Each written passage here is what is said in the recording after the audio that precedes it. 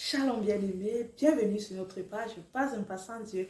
Aujourd'hui, nous allons parler la bonne part. La bonne part, c'est de quoi que nous voulons parler. Bien-aimés, nous voulons parler de la bonne part que Dieu a choisie.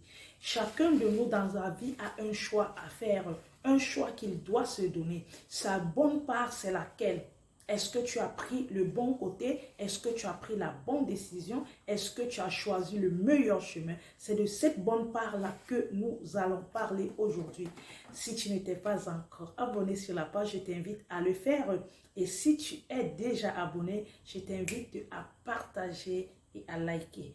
Tu dois t'asseoir. Moi, je suis la sœur Merveille pour ceux qui ne me connaissent pas. Et que le Seigneur vous bénisse. Bien-aimés, aujourd'hui, on parle de la bonne part. Nous avons l'exemple de deux sœurs, Marie et sa sœur, qui avaient reçu Jésus. La lecture d'aujourd'hui va se retrouver dans le livre de... Ça va se retrouver dans le livre de Luc 10, le verset 38 à 42. Nous lisons au nom de Jésus-Christ. Comme Jésus était en chemin avec ses disciples, il entra dans un village et une femme nommée Marthe le reçut dans sa maison.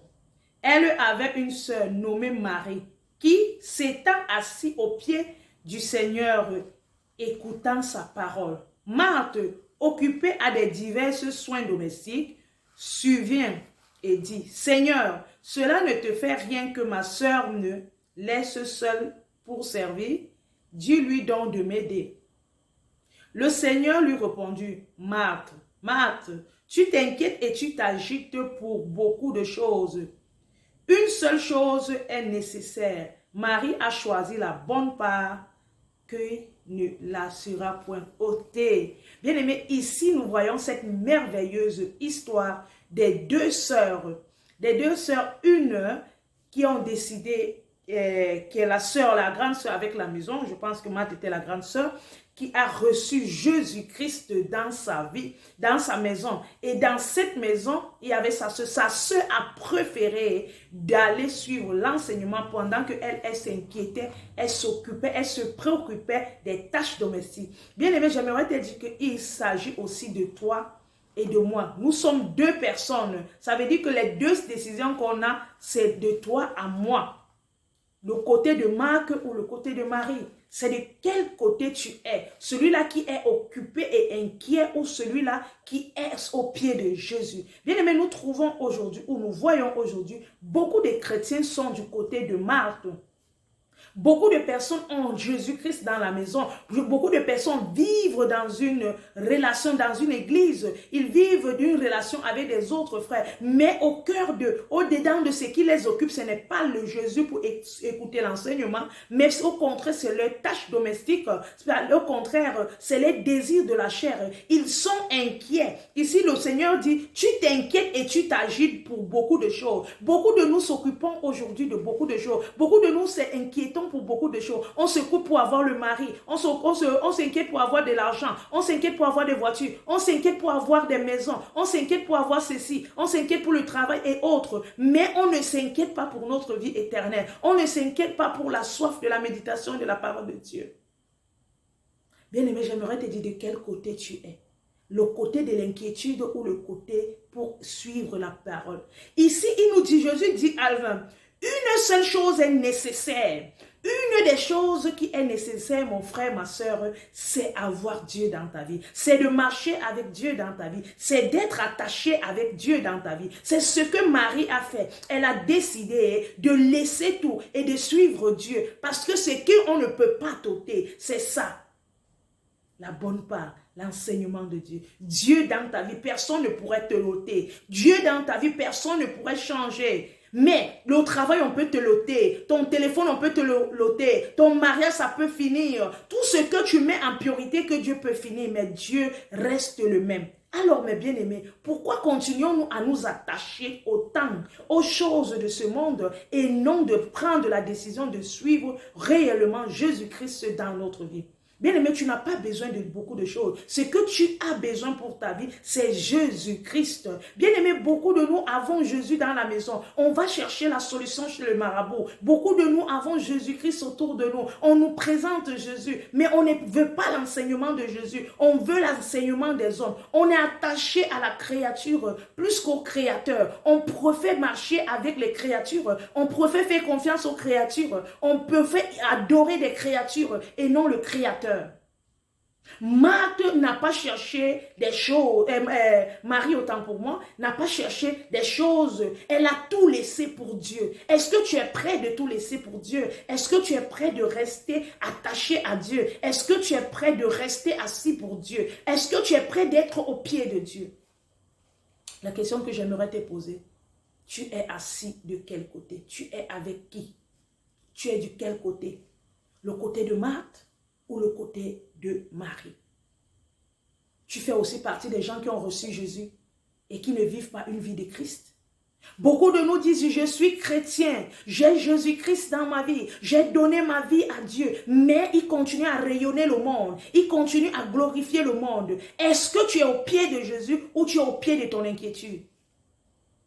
Tu t'agites beaucoup, tu te donnes des noms et des surnoms alors que tu n'es pas dans la réalité. De quel côté tu es? Mon frère, j'aimerais te dire à travers ceci, de choisir la bonne part. Choisis la bonne part qu'on ne peut pas te ôter. On ne peut pas te ôter ta vie de prière. On ne peut pas te ôter ta vie de méditation. On ne peut pas te ôter l'amour de Dieu dans ta vie. On ne peut rien te ôter. Mais tu passes le temps à chercher les choses qu'on va t'ôter. Durant une journée, 24 heures, tu consacres même pas Dieu 5 minutes. Mais tu passes ton temps, tu consacres ta journée à ton travail, à les divertissements sur les réseaux sociaux, à des choses vaines, des choses qu'on va t'ôter demain. Tu penses seulement à ta vie, mais tu ne penses pas qu'il y a une vie après la mort. Bien-aimés, cherchons les choses d'en haut. Choisissons la bonne part. La bonne part, c'est Jésus-Christ dans nos vies. Tu as besoin de Jésus-Christ dans ta vie. Tu as besoin de marcher avec Jésus-Christ. Tu as besoin de t'attacher à Jésus-Christ. Tu as besoin d'être consacré à Jésus-Christ. Bien-aimé, tu vas t'attacher aux hommes. Tu vas t'attacher aux choses de ce monde. C'est bien beau, mais il faut savoir que ce n'est que vanité des vanités.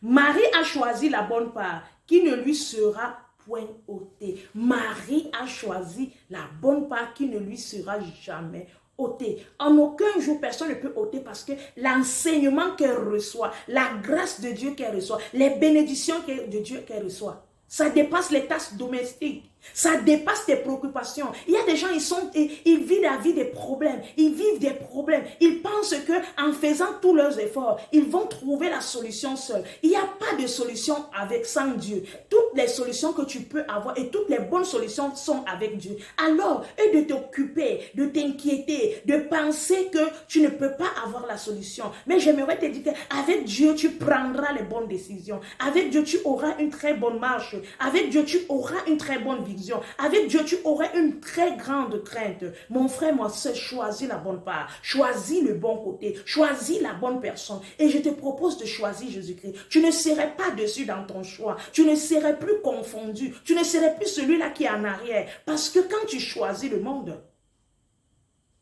va te décevoir. Combien d'amis tu as perdu? Combien d'amis t'ont calomnié?